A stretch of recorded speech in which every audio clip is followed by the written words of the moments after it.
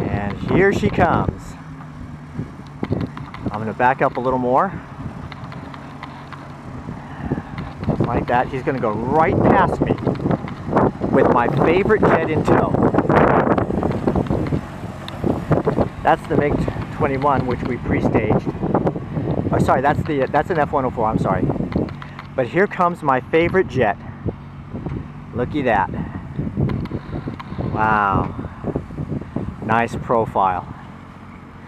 We do have dummy AIM-9 sidewinders with tip rails. So we can put the sidewinders on there. Hi, Dave. And we're going to position the aircraft right on top of the cement platforms, the footings for the airplane. And then we're going to replace the grass around the airplane with probably crushed granite, and then put the poles and chains up. And we're going to have all that done by Open Cockpit Day at the end of the month. So we'll have 2 brand new exhibits ready to go. And I am one of several people slated to be an assistant crew chief on this exhibit. I'm very excited about that. Now, right behind, on the right side of the F-16, you can see our F-15.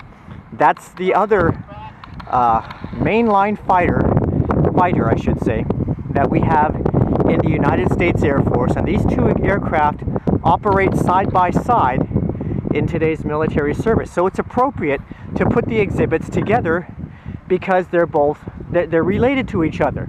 The F-15 is a high-end dogfighter, 4th generation, comes to us from the early 70s, still flying today. There's about 200 of them in the inventory. And the F-16 came along in the late 70s. I think it first flew for the Air Force in 1980. And it's a multi-role aircraft. It can dogfight, and it dogfights very, very well. But it's a multi-role aircraft, so it has some attack capabilities built into it as well. It can drop bombs. The F-15 can drop bombs too. But what I'm really saying is, I'm glad we have examples of both of these aircraft in the museum's inventory now. We've had the F-15 for a number of years now, and we finally are ready now to put our F-16 right next to it. So this is a very appropriate pair of exhibits here at the Castle Air Museum. Very proud today. I want to reach up and touch it, but they're not quite done positioning the aircraft. They got to get the footings just so I'm sorry, that the landing gear positioned just so, because realistically, once you set the aircraft in position, the last thing you want to do is move it. So it's important to get it done right the first time.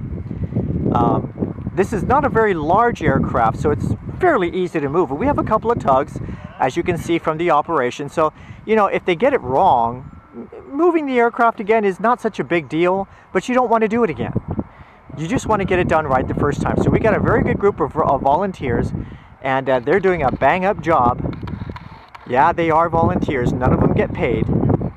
And they do it because they love doing it. So we're very proud of them too.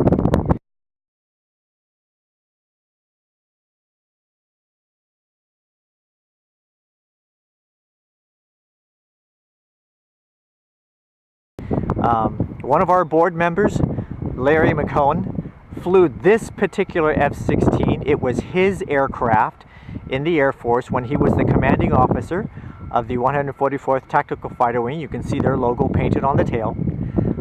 So he's of course very excited to have this in the museum as well. In fact, he paid for the acquisition of this aircraft. There's always costs involved in terms of adding an exhibit or maintaining an exhibit, and this particular example was his aircraft, and so he wanted it in the inventory, and we wanted it in the inventory, and the Air Force decided, yeah, you guys can borrow this airplane. I say borrow because it actually is still the Air Force's aircraft. Most of the aircraft here at the Castle Air Museum are on loan from one service branch or the other. We don't actually own very many of these exhibits, and that's just normally the way it works. I'm going to go around the aircraft and try to get some photography done from other angles.